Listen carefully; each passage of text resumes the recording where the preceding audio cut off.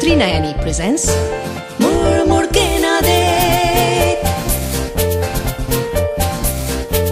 मुड़ मुड़ के ना देख। Quick time fuel filling, perfect e-billing, free air filling, yeah, windshield wiping. At Club HP, we have different services that ensure your stopover is as smooth as your journey. Hello everybody, विकलांगता के विभिन्न मुद्दों पर आधारित कार्यक्रम मुड़ मुड़ के ना देख के सभी सुनने वालों को रीतिका साहनी का नमस्कार। त्रिनयनी का ये कार्यक्रम आप तक पहुंच रहा है HPCL के सपोर्ट से। चाइल्ड केयर के क्षेत्र में HPCL का एक और CSR इनिशिएटिव है abled and disabled all people together यानी अडैप्ट नामक संस्था के लिए, जहां वो विकलांग एवं अविकलांग कुछ 300 बच्चों की शिक्षा का ध्यान रखते हैं। चलिए शुरू करते हैं कार्यक्रम मुड़ मुड़ के ना देख। अपनी रोजमर्रा की जिंदगी में हम अनगिनत लोगों से मिलते हैं। दूध वाला हो गया, काम वाली, स्कूल के टीचर, बैंक में क्लर्क, टाइपिस्ट, लॉयर और कई सारे लोग। मनुष्य की स्वाभाविक प्रवृत्ति है कि वो दूसरों की काबिलियत पर विश्वास करता है। We presume competence in others. लेकिन ऐसा क्यों है कि जब हम एक विकलांग व्यक्ति के संपर्क में आते हैं, हम उसकी सक्षमता पर शक करते हैं। बिना जाने हुए सिर्फ उसके बाहरी आचरण से हम उसकी काबिलियत पर प्रश्न चिन्ह लगाते हैं। हमारे इस प्रिज्यूमिंग इनकॉम्पिटेंस मेंटालिटी से और गलत धारणाओं से विकलांग व्यक्ति के निजी प्रोग्रेस या जीवन शैली पर बहुत गलत प्रभाव पड़ता है। अपनी एबिलिटीज का प्रदर्शन करना या अपने आप को कॉम्पिटेंट साबित करने के लिए जिन जिन अपॉर्चुनिटीज की जरूरत होती है वो हम उन्हें नहीं देते, क्योंकि हम पहले से ही ये मान लेते हैं कि वो नहीं कर पाएंगे। अब ये समस्या हम जो नॉन डिसेबल्ड हैं उनमें है। समस्या है तो प्रॉब्लम को अगर हम एक्नॉलेज करेंगे तो सोल्यूशन भी मिलेगा। हमें ये विश्वास होना चाहिए कि एक विकलांग व्यक्ति कॉम्पिटेंट है अनलेस प्रूव्ड अदरवाइज। हमें कोई अधिकार नहीं है कि हम विकलांग व्यक्तियों के रास्ते पे बाधाएं पैदा करें और उनसे उनके सपनों को छीने और उनका विश्वास छीने। ये तो रहा नॉन डिसेबल्ड या अविकलांग व्यक्तियों की मनोवृत्ति और उनका दृष्टिकोण। यहाँ एक और बात कहनी जरूरी है और बहुत इंपॉर्टेंट है, वो ये कि विकलांग व्यक्ति खुद अपने आप को काबिल समझे, वो अपने आप को कमजोर ना समझे और उसके साथ साथ उसके माँ बाप, शिक्षक, सर्विस प्रोवाइडर भी उसकी काबिलियत को अंडर यूटिलाइज ना करें और उसे ओवर प्रोटेक्ट ना करें। अब ये बदलाव एक झटके में तो आने नहीं वाला। ये चेंज हम सब में इंडिविजुअली आने की जरूरत है। ये मान के चलना कि एक विकलांग व्यक्ति सक्षम है, काबिल है, कॉम्पिटेंट है, ये जरूरी है। लेकिन इसके साथ साथ ये भी इंश्योर करना जरूरी है कि आप एक विकलांग व्यक्ति को सहायक यानी असिस्टिव टेक्नोलॉजी, सपोर्ट और वो सब मॉडिफिकेशंस भी प्राप्त करवाएं जिनसे कि वो सामान्य अवसरों एवं अनुभवों का आनंद उठा सके एक इंक्लूसिव एनवायरनमेंट में। एक कॉन्सेप्ट जो इस इक्वल अपॉर्चुनिटीज को बढ़ावा देता है वो है यूनिवर्सल डिजाइन का कॉन्सेप्ट। और आज हम सुभाष कुमार वशिष्ठ, जो पेशे से लॉयर हैं और दिल्ली हाई कोर्ट में प्रैक्टिस करते हैं, स्वयं national centre for inclusive environment में प्रोग्राम कोऑर्डिनेटर की हैसियत से कंसल्ट करते हैं और विकलांग व्यक्तियों के अधिकारों की हक की लड़ाई में भी साथ देते हैं। उनसे पूछेंगे कि वो हमें यूनिवर्सल डिजाइन के बारे में बताएं। यूनिवर्सल डिज़ाइन को मैं सार्वभौमिक डिज़ाइन कहूँगा। एक ऐसा डिज़ाइन जिसमें हम मैक्सिमम डाइवर्सिटी, जो विविधता है हमारे समाज में, लोगों की एबिलिटीज़ में, उनके और अन्य विविधताओं में, हम एनवायरनमेंट को ऐसे डिज़ाइन करते हैं कि वो कोई भी अपने आप को उसमें डिस्क्रिमिनेटेड महसूस ना करे। सब लोग उसको बराबरी से प्रयोग कर पाएँ, तो बहुत अधिक अडेप्टेशन का उसको यूज़ कर पाएँ। बहुत लंबे समय से जो डिज़ाइनर्स हैं वो इस तरह से एनवायरनमेंट को डिज़ाइन करते हैं कि वो एक ऐसे व्यक्ति के लिए को ध्यान में रख के किया जाता है जिसके 2 आंखें हैं, 2 हाथ हैं, 2 पैर हैं, जो दौड़ भाग सकता है, सुन सकता है, सोच सकता है। हम विविधता को उसमें अक्सर डिज़ाइन में नहीं तो सोच पाते हैं। यूनिवर्सल डिज़ाइन इसी का एक सॉल्यूशन है। सार्वभौमिक डिज़ाइन या यूनिवर्सल डिज़ाइन, जिसको हम सामान्य भाषा में कहते हैं, इसका तात्पर्य है कि आप सेवाओं को, ट्रांसपोर्ट को, बिल्डिंग्स को, टेक्नोलॉजी को, इसको आप इस तरह से डिज़ाइन करें कि कोई भी छूट ना जाए इसमें। कोई भी हमारी जो विविधता है हमारे समाज में वो छूट ना जाए। इररिस्पेक्टिव ऑफ डिसेबिलिटीज़ हर व्यक्ति इसमें पार्टिसिपेट कर पाए।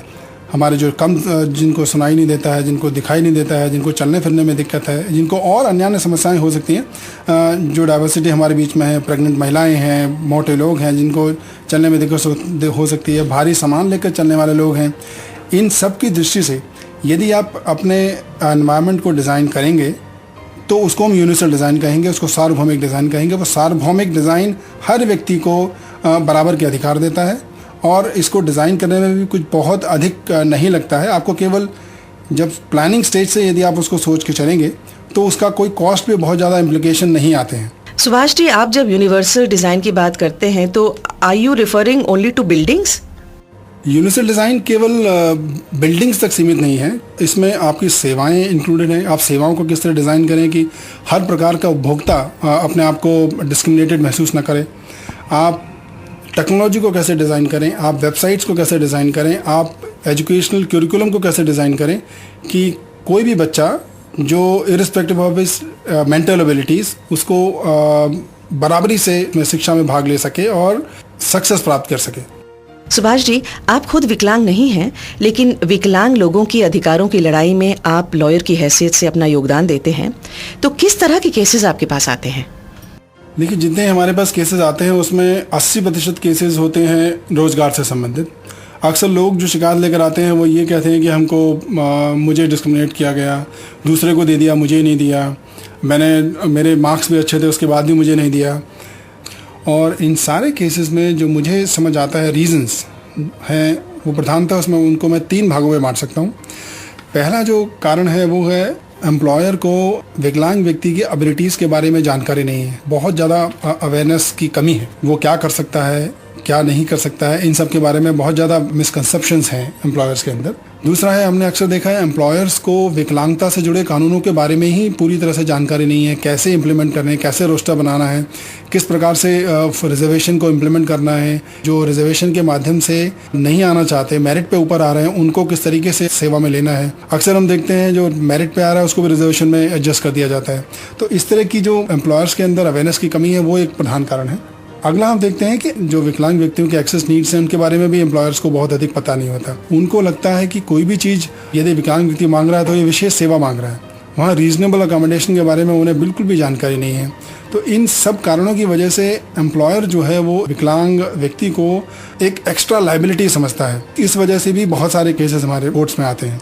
मैं आशा करती हूँ कि हमारे श्रोतागण आपको ध्यान से सुन रहे थे और इन द फ्यूचर जब भी कोई नई बिल्डिंग बनेगी, कोई नई सेवाएं दी जाएंगी, प्रोडक्ट्स बनेंगे, तो यूनिवर्सल डिज़ाइन का ख्याल रखते हुए वो चीज़ें बनेंगी। एक छोटे से ब्रेक के बाद लौट के आती हूँ। जब लंबा हो सफर हम चले बेफिक्र, अच्छा लगता है। Quick time fuel filling, perfect e-billing, free air filling, या windshield wiping. अच्छा लगता है। Cold coffee, wow! Mummy, toilet right now! At Club HP, we have different services that ensure your stopover is as smooth as your journey. Club HP अच्छा लगता है। Welcome back after the break. आप लोग सुन रहे हैं कार्यक्रम मुड़ मुड़ के ना देख। मैं हूँ रितिका साहनी। बातचीत चल रही है लॉयर सुभाष कुमार वशिष्ठ के साथ और अब हम उनसे पूछेंगे कि ये रीजनेबल अकोमोडेशन जिसकी वो बात कर रहे थे वो क्या होती है। देखिए, रीजनेबल अकोमोडेशन का मतलब होता है कि किसी व्यक्ति को एक लेवल प्लेइंग फील्ड देने के लिए क्या सुविधाएं देनी चाहिए। जैसे कि मान लीजिए एक ब्लाइंड व्यक्ति है तो उसके लिए आपको एक कंप्यूटर जिसमें एक स्क्रीन रीडिंग सॉफ्टवेयर हो, ये एक रीजनेबल अकोमोडेशन है। एक ब्लाइंड व्यक्ति है या एक फिजिकली इम्पेयर्ड व्यक्ति है जो व्हीलचेयर यूज़र है, तो क्या ऑफिस में वो व्हीलचेयर से आ सकता है, क्या उसकी टेबल हाइट इस तरह की है कि वो व्हीलचेयर पर आराम से बैठ के कार्य कर सके। ये इनको हम रीजनेबल अकोमोडेशन में लेते हैं। इसमें कोई बहुत अधिक अलग से खर्चे की जरूरत नहीं होती है। यदि आप ऑफिस को यूनिवर्सली डिज़ाइन करेंगे, सार्वभौमिक डिज़ाइन आप उसको करेंगे तो बहुत आसान हो जाता है किसी भी विकलांग व्यक्ति को मेन स्ट्रीम रोजगार में इंटीग्रेट कर पाना। अक्सर हम देखते हैं कि उस व्यक्ति को समान अवसर नहीं मिल पाते हैं उस एम्प्लॉयमेंट के एग्ज़ाम में भाग लेने के लिए। मैं एक उदाहरण देता हूं आपको।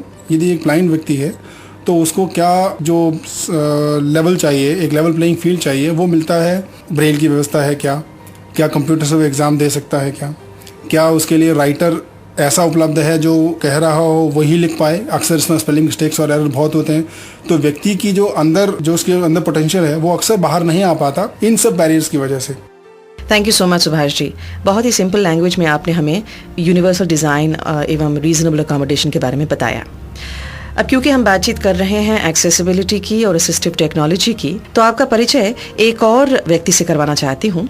ये हैं शिवानी गुप्ता, दिल्ली में ही रहती हैं और एक्सेसिबिलिटी नामक संस्था की फाउंडर हैं और हाल ही में उनकी एक किताब निकली है नो लुकिंग बैक। शिवानी, हम ये जानते हैं और ये आजमाया गया है कि असिस्टिव टेक्नोलॉजी विकलांग व्यक्तियों को रोजगार में या एम्प्लॉयमेंट में मदद करता है।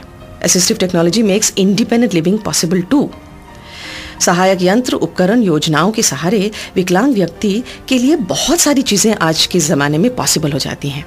तो हमें ये बताइए कि असिस्टिव टेक्नोलॉजी को लेके गवर्नमेंट के संदर्भ में कोई स्कीम या पॉलिसी है क्या, और उसके प्रोज एंड कॉन्स क्या है वो भी बताइए। भारत में सिर्फ 6 से 10% लोगों के पास जिनको असिस्टिव टेक्नोलॉजी की ज़रूरत है, उनके पास असिस्टिव टेक्नोलॉजी है। गवर्नमेंट की एक स्कीम है, scheme of assistance to disabled persons for purchasing fitting of aids and appliances. इसको छोटे में एडिप स्कीम बोलते हैं। और इस स्कीम के अंदर जो लोग जिनकी घर की आमदनी 10,000 रुपये महीने से कम है, उनको aids and appliances government free देती है। अप टू 6,000 रुपये की एड्स एंड अप्लायंसेस होनी चाहिए वो। अब इस स्कीम के अंदर काफ़ी लोगों को मिली हैं एड्स एंड अप्लायंसेस, और ज़्यादातर अलिम्को जो कि एक गवर्नमेंट की ऑर्गेनाइजेशन है जो कि एड्स एंड अप्लायंसेस प्रोड्यूस करती है, उस कंपनी से एड्स एंड अप्लायंसेस प्रोवाइड की जाती हैं। अब इंस्पायर्ड की ये गवर्नमेंट की इतनी बढ़िया स्कीम चल रही है, पर फिर भी इतने कम लोगों के पास असिस्टिव टेक्नोलॉजी की सुविधा है, तो गवर्नमेंट को आगे बढ़ के और ज़्यादा अच्छी पॉलिसी, स्ट्रॉन्गर पॉलिसी बनानी पड़ेगी। एक और बात है कि रिसर्च दिखाती है कि 50% से ज़्यादा लोग अपनी असिस्टिव टेक्नोलॉजी खुद खरीदते हैं। अब उनके लिए तो कुछ भी सुविधा नहीं बनाई गई है।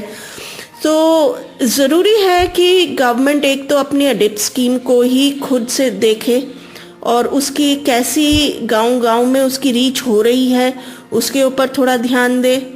और उसके अलावा जो लोग खुद खरीदते हैं उसके लिए गवर्नमेंट को चाहिए कि जो लोकल मैन्युफैक्चरर्स हैं असिस्टिव टेक्नोलॉजी के, उनको वो असिस्ट करें, उनको कुछ बेनिफिट्स वगैरह दें, कुछ सब्सिडाइज करें उनके लिए, जैसे कि वो काफ़ी असिस्टिव टेक्नोलॉजी अवेलेबल हो मार्केट में और लोगों के पास पहुँचे। एक और मुद्दा असिस्टिव टेक्नोलॉजी का है, वो है क्वालिटी का।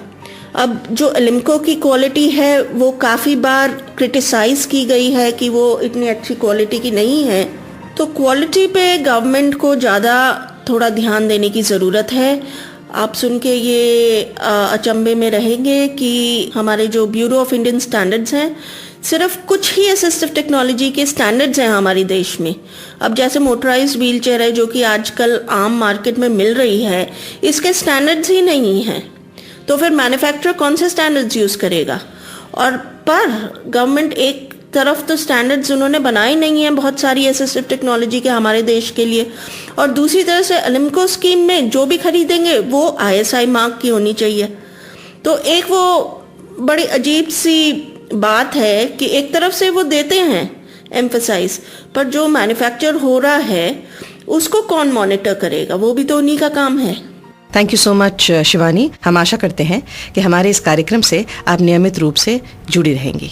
आज हमने बातचीत की असिस्टिव टेक्नोलॉजी की, यूनिवर्सल डिजाइन की, रीजनेबल अकोमोडेशन की। ये चर्चा अगले एपिसोड में भी जारी रहेगी जब हम बातचीत करेंगे एक असिस्टिव टेक्नोलॉजी स्पेशलिस्ट के साथ। आपको ये कार्यक्रम कैसा लग रहा है हमें बता सकते हैं आप हमें ईमेल कर सकते हैं ऑन trinayani.contact@gmail.com trinayani.contact.com। हमारा वेबसाइट है www.trinayani.org। इस मुद्दे से संबंधित अगर आपके पास कोई सूचना है, इन्फॉर्मेशन है, न्यूज़ है, कोई सेलिब्रेटरी न्यूज़ है, तो ज़रूर हमारे साथ शेयर करें। आप हमें फ़ोन भी कर सकते हैं ऑन 09769357390। 0 लगाना ना भूलिएगा, 09769357390। और हमारा लैंडलाइन नंबर है 02228697390। आज के लिए बस इतना ही।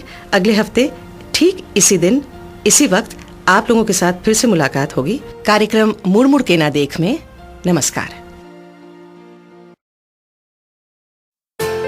त्रिनयनी प्रेजेंट्स मुड़ मुड़ के